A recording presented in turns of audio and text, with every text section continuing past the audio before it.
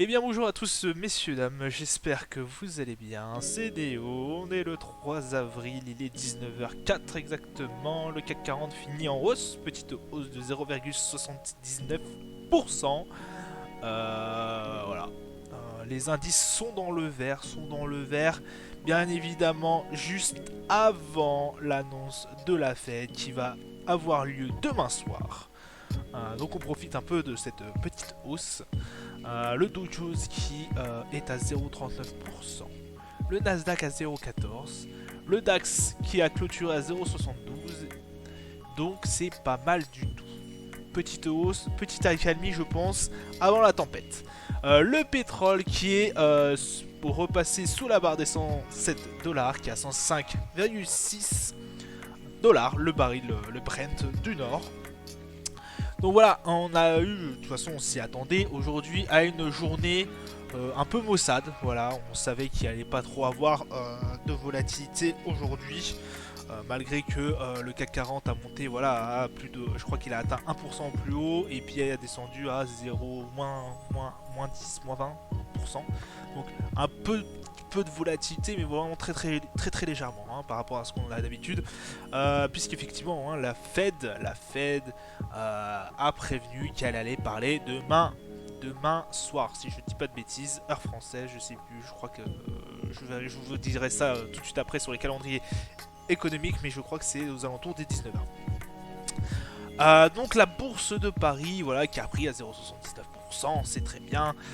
Petite hausse avant la tempête, comme je vous le disais. BNP Paribas, du coup, qui a fait son annonce, voilà, qui a progressé de 5,1%, c'est très bien. La banque qui a fait état, du coup, d'une hausse de 19% de son résultat net au premier trimestre. Donc ça a été salué notamment par les marchés, ça a fait grimper BNP Paribas.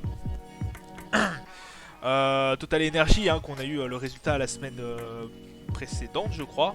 Oui, c'était la semaine dernière. Monte de 3,8% dans le sillage de BP à Londres.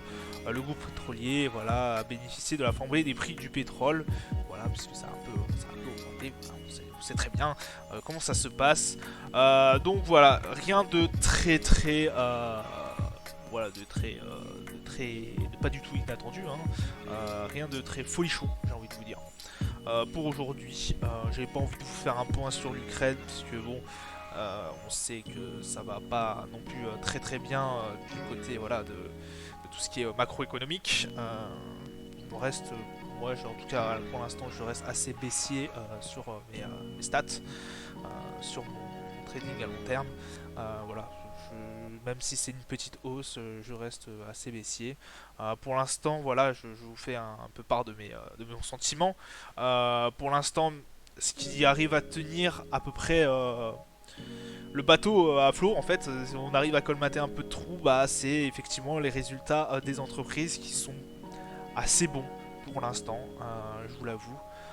Mais voilà, faut pas prendre que les résultats des entreprises, faut aussi voir l'environnement, la macroéconomie qu'il y a autour. Bah, on s'aperçoit vite que bah, voilà, l'Ukraine, on sait tous, l'inflation, tout ce qui est dépendance du gaz vis-à-vis des énergies aux Russes va commencer à poser énormément de problèmes, notamment à l'Allemagne. L'Allemagne qui va, s'il ne trouve pas de matière, enfin de pétrole, enfin comment on peut dire, si elle ne trouve pas voilà, d'autres personnes pour lui fournir en gaz, d'autres pays pour les fournir en gaz, ça va être extrêmement compliqué. Il parle même de récession en Allemagne, s'ils n'ont pas d'alternative et si les Russes décident de couper le levier du gaz pour l'Allemagne, ça va être très compliqué bah, du coup pour eux. On a aussi, alors ça je vous fais part, voilà, on a eu un avion russe qui est rentré dans l'espace aérien de l'OTAN, puisque effectivement la Norvège, si je ne dis pas de bêtises, donc la Norvège de sûr elle fait partie de l'OTAN, je crois que c'est la Norvège qui s'est fait violer son espace aérien, et il est reparti vers la Suède. L'avion L'avion russe est reparti vers la Suède tout de suite après que la patrouille norvégienne soit mise en marche. Donc voilà, on a toujours un contexte assez compliqué. Je vous rappelle que Poutine a insisté encore sur le fait que voilà, il veut faire peur avec son arme nucléaire. Hein. C'est un conflit qui peut s'éterniser et qui peut aussi s'amplifier. On a aussi du côté de la Moldavie la Transnistrie là, qui commence un peu à, voilà, à rejoindre le côté des Russes, puisqu'effectivement la Transnistrie c'est des pro-russes. La Moldavie est coupée en deux ou séparée en deux, et d'un côté bah, il y a ceux qui sont plus pro-européens et d'autres bah, beaucoup plus pro-russes, d'après ce que j'ai compris. Donc c'est assez compliqué. Donc voilà, peut-être un conflit qui va se généraliser, on l'espère pas, hein, et qui va peut-être perdurer dans le temps, on n'espère pas non plus. Donc voilà, c'est très très compliqué. Mariupol est encerclé, on le sait tous. Il y a eu un convoi sanitaire, humanitaire pardon, qui a réussi à extraire 100 civils à peu près bah, de la fonderie de là où sont la poche de résistance ukrainienne. Voilà, 100 civils, femmes et enfants, hein, les plus fragiles. Et bah, tout de suite après, les combats ont repris, sachant qu'il reste encore des civils à l'intérieur de l'infrastructure, le dernier rempart de Mariupol. Donc voilà. Ça c'était voilà, la petite news. On va passer directement sur les calendriers économiques. Alors qu'est-ce qu'on a eu comme annonce aujourd'hui? On a eu à 5h30 la décision des taux d'intérêt qui ont été relevés en Australie, hein, de 0,10%. Donc on avait une prévision, les prévisions étaient de 0,25% de base, et là on est passé à 0,35, donc bien plus fort que ce qu'on avait anticipé. Ça n'a pas trop impacté en tout cas les marchés français, puisque alors c'est reparti à la hausse au début, enfin tout de suite au début, voilà, on a eu une belle hausse sur le CAC 40.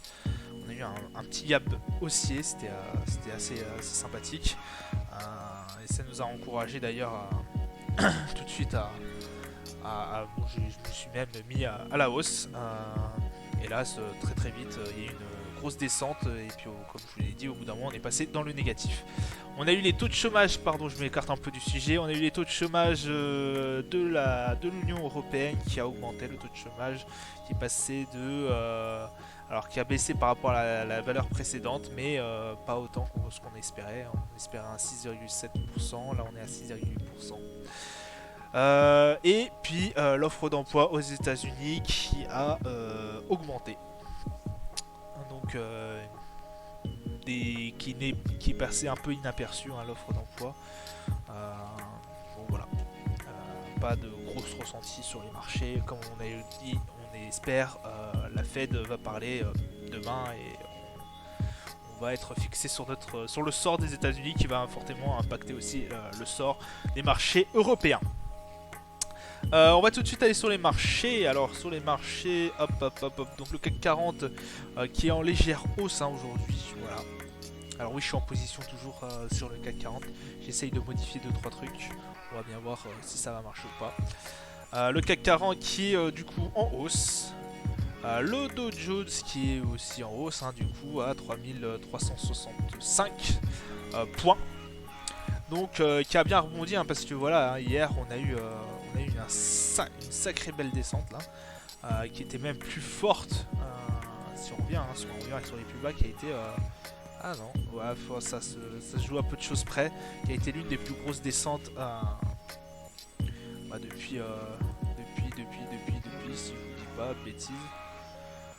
Ouf, je pense que là on va prendre un sacré coup.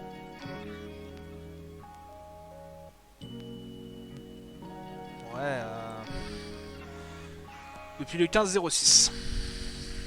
Depuis le 15 juin. Voilà, le 15 juin 2021. Donc voilà, on commence à arriver sur les plus gros bas là. Ah non, pardon, excusez-moi, on en a eu un le 24 février 2022, de plus bas, de points le plus bas. Donc voilà, on va arriver sur les points les plus bas, ça commence à faire très très très mal. Sur le CAC, hein, c'est pareil. Alors le CAC il bouge pas trop, on a la chance qu'on a des industries là qui performent un peu sur le CAC, notamment Total Energy, BNP.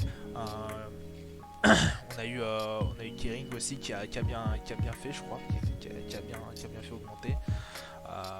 voilà, on a des industries qui encaissent des coûts, mais voilà, on sent que, comme je vous l'ai dit, la macroéconomie reste très compliquée, surtout dans le terme environnement.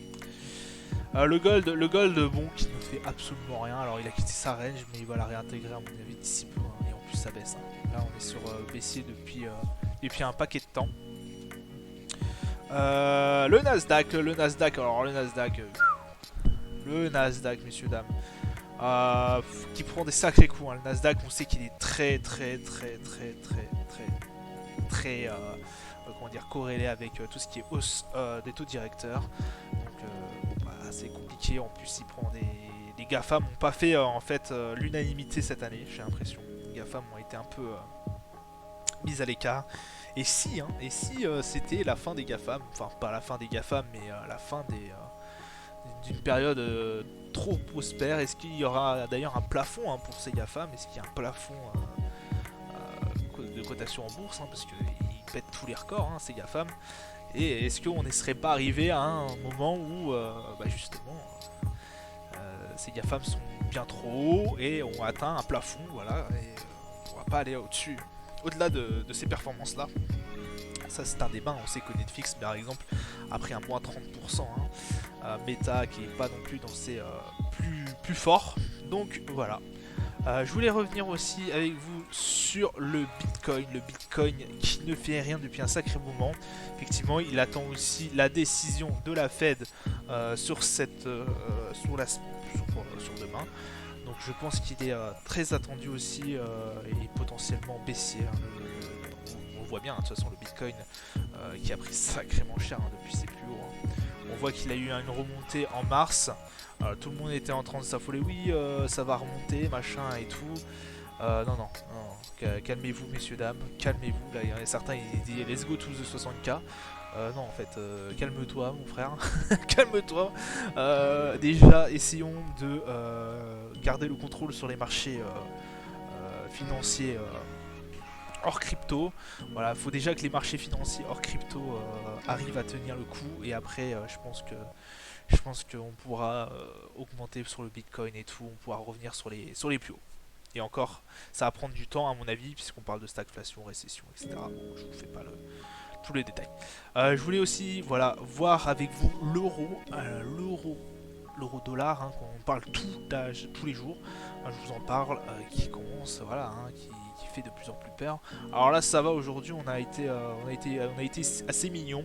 On a fait une petite baisse, mais voilà, on est vraiment sur la ligne. On est vraiment tout pile sur la ligne, vraiment sur le support.